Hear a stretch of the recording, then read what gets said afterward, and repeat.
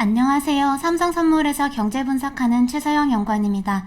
지난주 가장 큰 이벤트였던 미국 대선이 사실상 마무리가 되었습니다.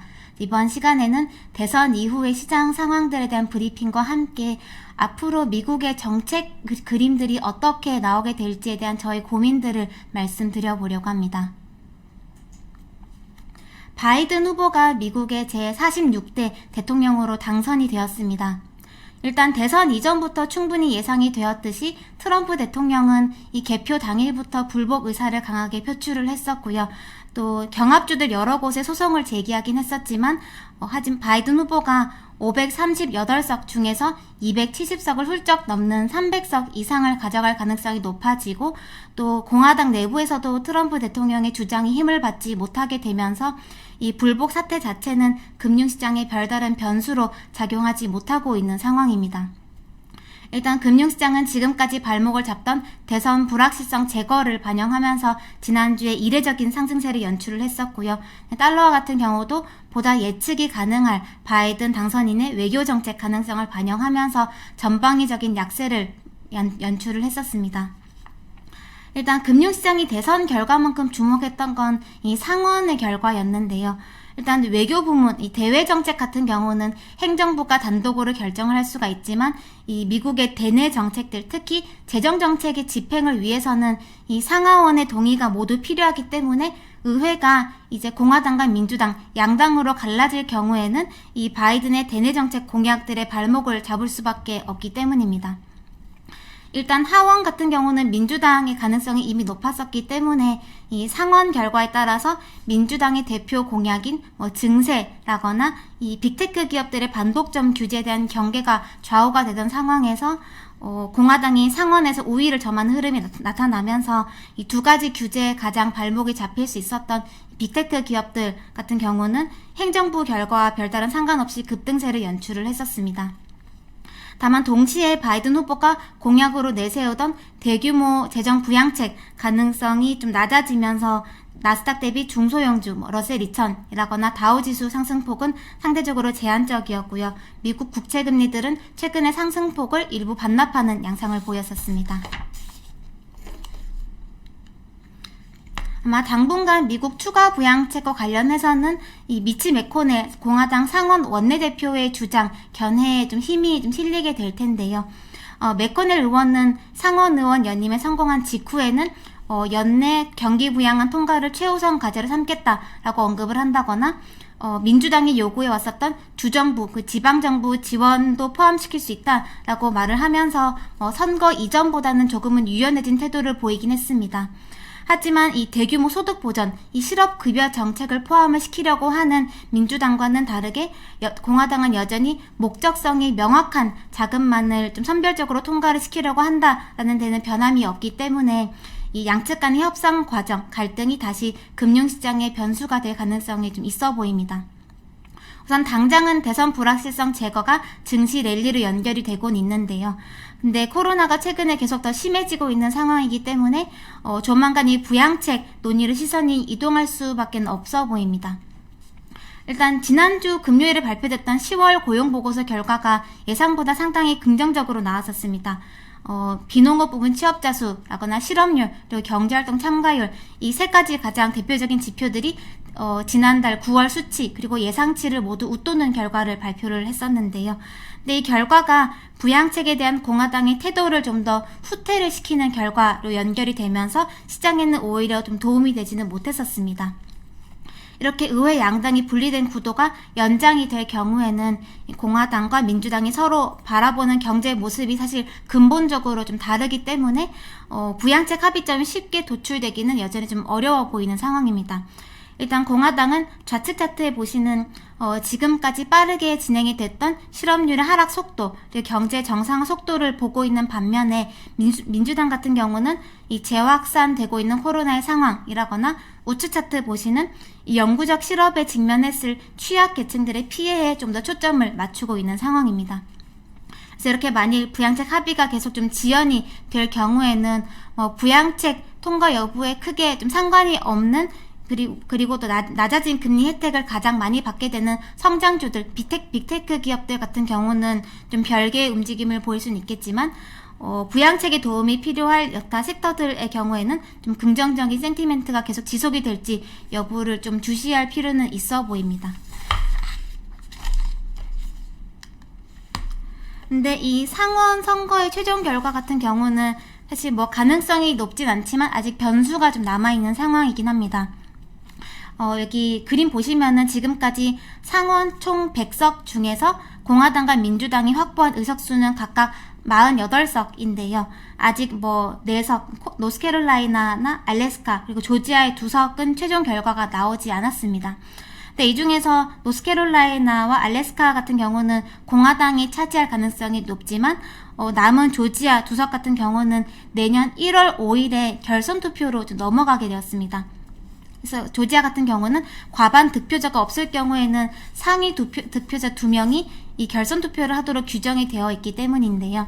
네, 만약에 이 조지아주 결선 투표에서 민주당이 2석을 모두 가져가게 될 경우에는 상원이 50대 50으로 같은 의석수를 나눠 가지게 되는데, 이 경우에는 부통령이 상원 의장을 겸하기 때문에 부통령이 마지막 투표권을 행사를 하게 됩니다.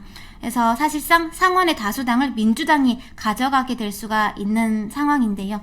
물론 뭐 결선을 치르게 된 이 조지아주 2군데 모두 민주당이 다 가져갈 가능성이 낮긴 합니다.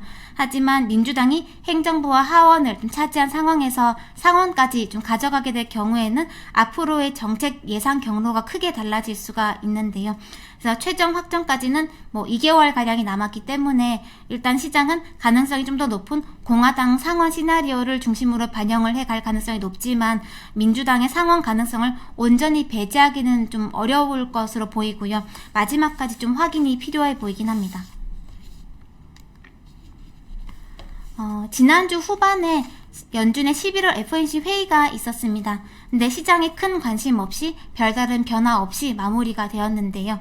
만약에 민주당이 행정부와 상하원을 모두 가져가는 블루 웨이브가 현실화됐을 경우에는 아마 미국 국채금리는 위쪽으로 크게 튀었을 거고요. 그랬다면은 금리를 안정화시키는 역할을 해줄 연준에게 금융시장의 시선이 좀 쏠렸을 겁니다.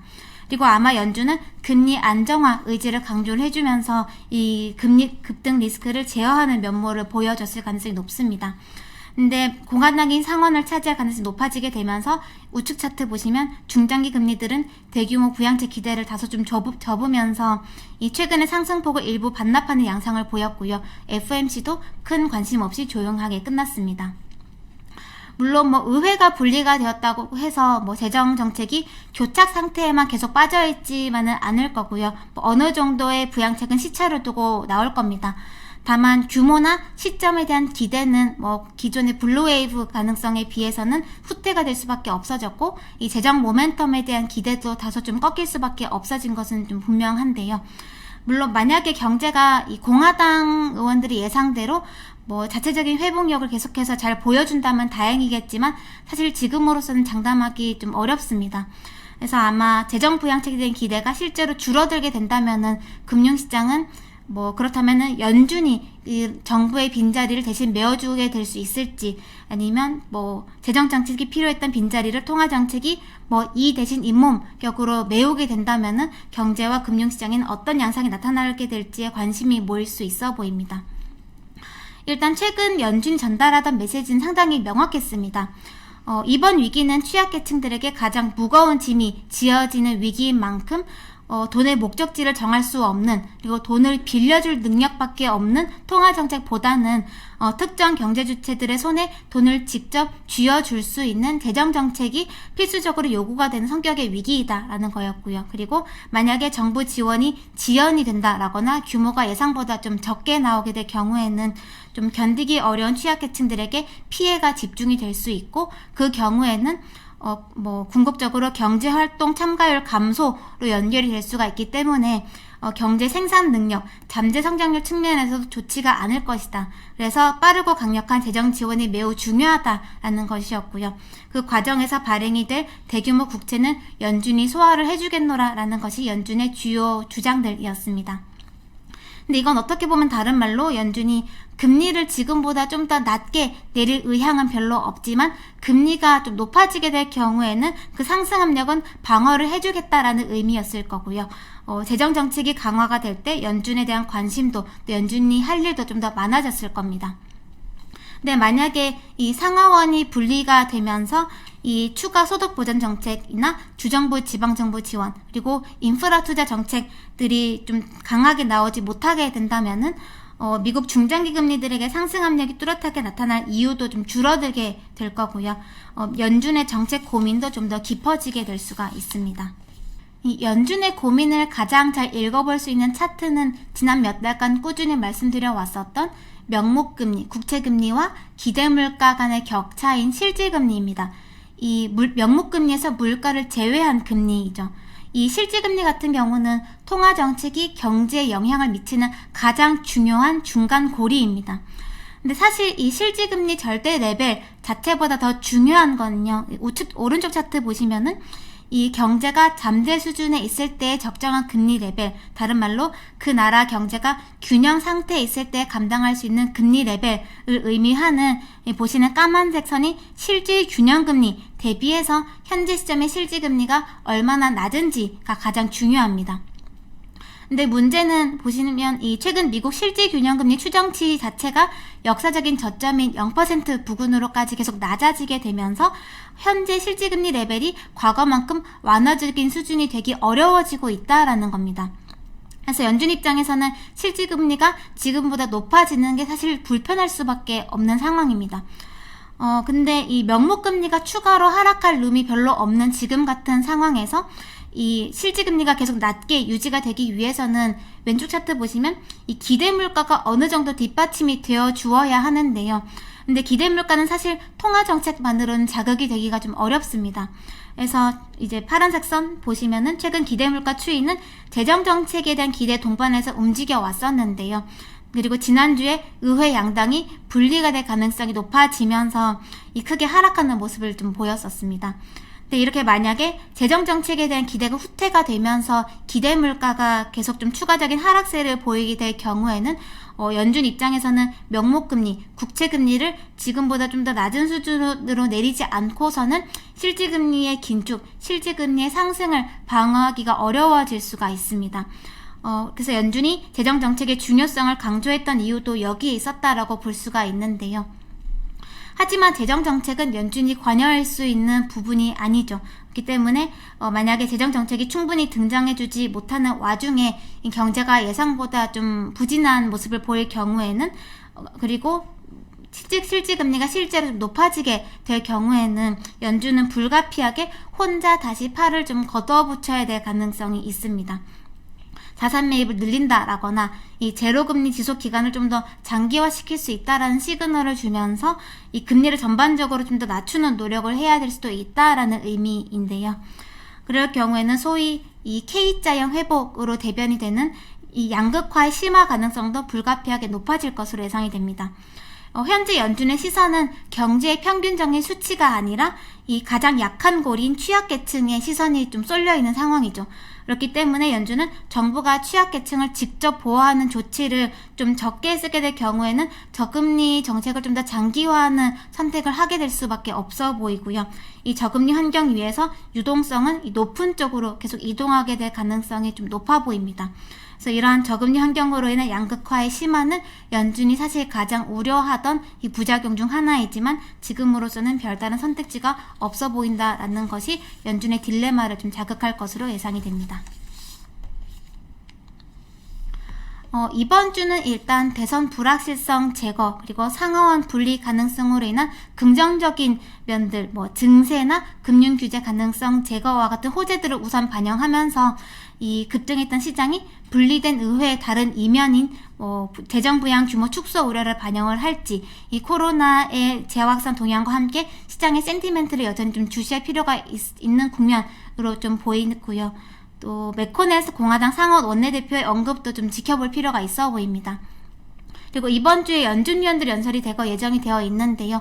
이 재정정책이 큰 역할을 해주지 못하게 될 경우에 통화정책의 역할에 대한 위원들의 코멘트가 나올지 좀 지켜볼 필요가 있어 보입니다.